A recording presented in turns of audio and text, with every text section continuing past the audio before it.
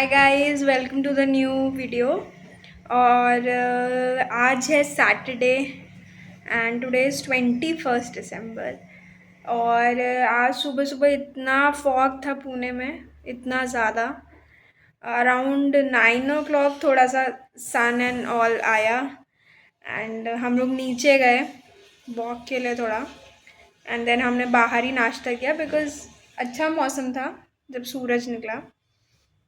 And फिर अभी मैं सोच रही हूँ पढ़ाई शुरू करती हूँ। अभी बज गए हैं 12, तो पढ़ाई शुरू करती हूँ। एंड देखते हैं। जो मेरा इंटरव्यू रीस्केड्यूल हुआ on Friday, my interview was there but it got rescheduled, so let's see. And also I am hoping कि the interview that I have given earlier उसका कुछ तो अपडेट आए। I hope so and let's see. And ये था कि अभी currently I am working in the company, तो उस कंपनी से मुझे रिज़ाइन करना नहीं था। I was enjoying and everything was fine, but I haven't got my promotion in 4 years, which was not a good sign.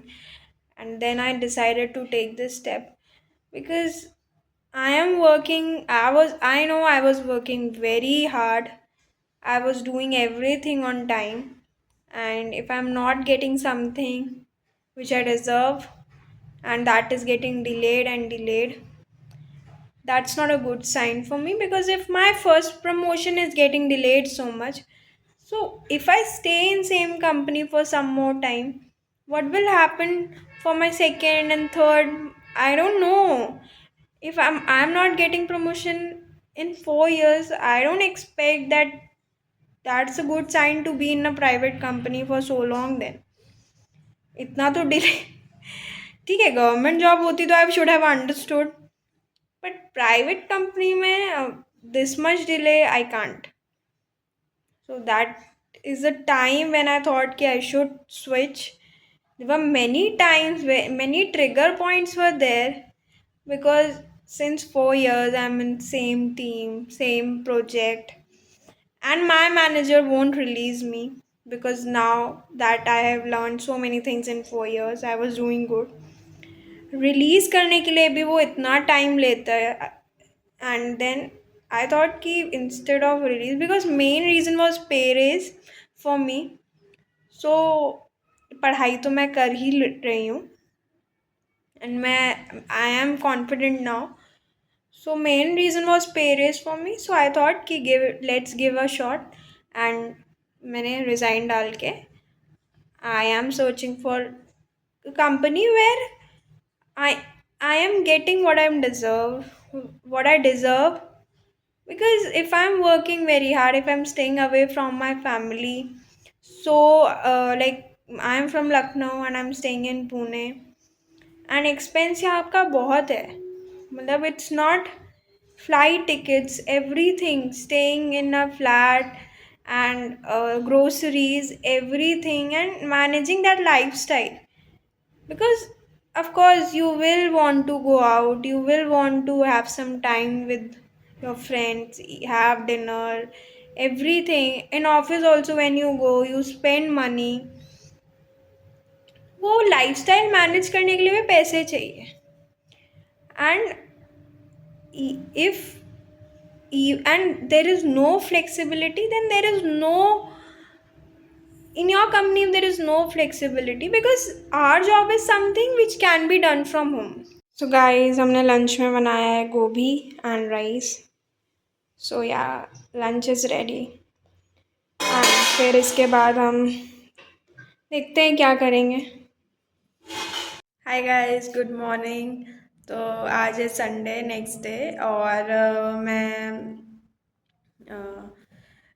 कल तो कुछ खास ऐसा हुआ नहीं। लंच के बाद हमने बस ऐसे पढ़ा, डिनर किया, बस उसमें टाइम निकल गया, तो मैंने व्लॉगिंग की नहीं ज़्यादा।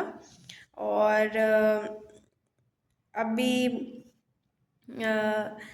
अभी मैं सोचूं कि सुबह नाश्ता बनाती हूँ, पोहा एंड चाय। और क्यूबनेट्स पढ़ रही हूँ मैं। तो क्यूबनेट्स क्या है, let me tell you in like little bit. Kubernetes is a container orchestration tool. So basically क्या होता है कि बहुत सारे कंपनीज में इशू था कि वो लोग अगर एक ओएस पे अपना एप्लीकेशन डाल देते थे, तो अगर वो ओएस ख़राब हो जाता था तो उससे बहुत सारे और भी एप्लीकेशंस अफेक्ट होते थे, या फिर डीबगिंग में बहुत प्रॉब्लम आता था कि एक्चुअल इशू कहाँ है, मतलब अफेक्ट बहुत होता था। एंड पैसा भी ज़्यादा जा रहा है क्योंकि हर एप्लीकेशन के लिए एक डेडिकेटेड ऑपरेटिंग सिस्टम है, एवरीथिंग। और अगर वो ख़राब हुआ तो application will be not available for customers and everything, so that's not a good sign. सो एक सोल्यूशन आया कि हम एक होस्ट ऑपरेटिंग सिस्टम के ऊपर बहुत सारे एप्लीकेशंस इंस्टॉल कर सकते हैं that will have its own operating system. So this is called O S level virtualization. हम O S level virtualization achieve करने के लिए हम डॉकर यूज़ करते हैं, एंड बहुत सारे कंटेनराइजेशन टूल हैं जो हम यूज़ करते हैं।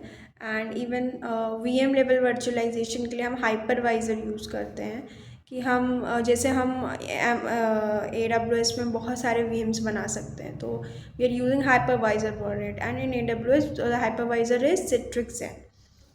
तो ये होता है वर्चुअलाइजेशन कि एक ऑपरेटिंग सिस्टम है, host operating system. Host means जिससे हम पोषण लेते हैं, कुछ ऐसा जिससे हम पोषण ले रहे हैं। तो एक होस्ट ऑपरेटिंग सिस्टम के ऊपर बहुत सारे ओएस रन हो रहे हैं, एंड उस ओएस पे एक एप्लीकेशन रन हो रहे हैं। सो इट वॉज ईजी कि हम कि अगर मतलब एक एप्लीकेशन डाउन है तो दूसरा एप्लीकेशन अफेक्ट नहीं होगा।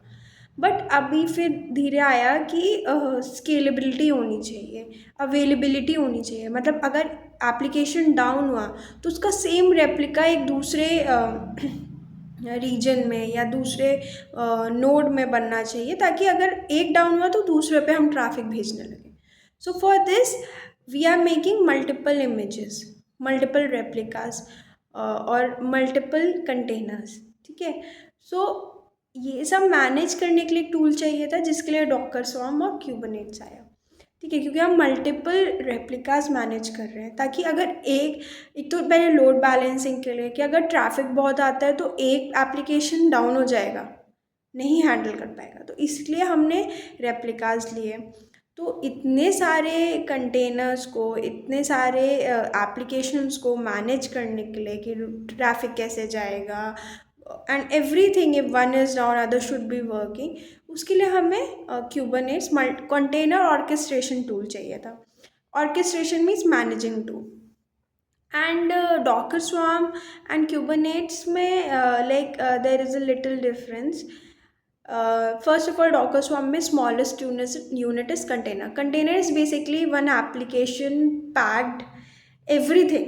Like in application, whatever dependency is there, whatever software libraries are required. So एक वो पैकेट होता है जिसके अंदर सब कुछ है एक एप्लीकेशन को रन करने के लिए। गाइस, मैंने दूध गर्म करने रख दिया चाय के लिए, और पोहे के लिए पोहा निकाल लिए। एंड अभी मैंने डस्टबिन चेंज किया। सो हमारे सोसाइटी में एक रूल है कि wet waste should be in separate bin, and dry waste should be separate. So हम दो डस्टबिन इसलिए रखते हैं, and that's a good thing. तो क्या, ताकि जो लोग ले जाते हैं उनके लिए भी डिफ़िकल्टी ना हो, तो इसलिए हम लोग को सेपरेट करके रखना होता है। And I like this thing. So क्योंकि हमारा गार्बेज है तो अच्छे से मैनेज भी हमें ही करना चाहिए। We should not make first to others who are handling it. उनको भी बहुत दिक्कत होती है, they are human beings who are handling that garbage.